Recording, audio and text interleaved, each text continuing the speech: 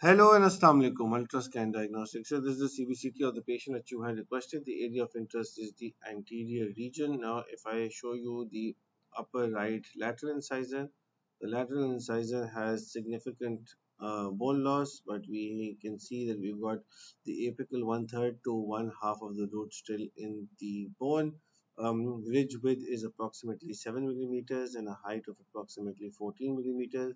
This is going to be at an angle. This is the central incisor. We've got a severe periodontal defect on, especially on the parietal side where the tooth is completely devoid of bone. If this tooth is extracted, we've got 9 millimeters of width with approximately 17 millimeters of height, and the implant can be integrated or engaged in the apical bone beyond where the root apex is. This is the central incisor on the left hand side. Again, severe periodontal defect.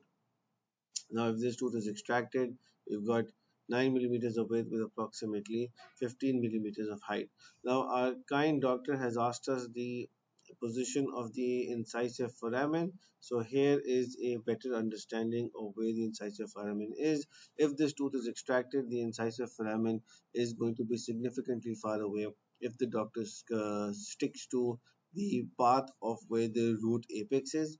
As you can see very clearly here that close to the apex, the incisive foramen is significantly far away. We've got a 4 millimeter distance here and a 4 millimeter distance here.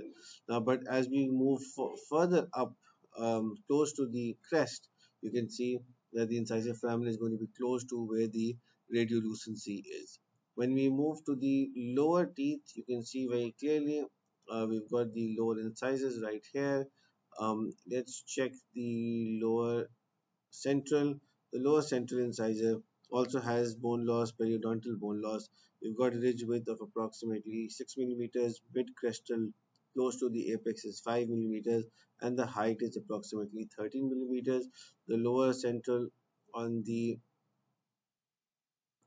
right side, there you go. We've got again bone loss, 5 millimeters of ridge width. At the apex, we've got 4 millimeters of ridge width, and then we've got 12 millimeters of 13 millimeters of ridge height. This is the lower lateral incisor. Again, significant bone loss here also.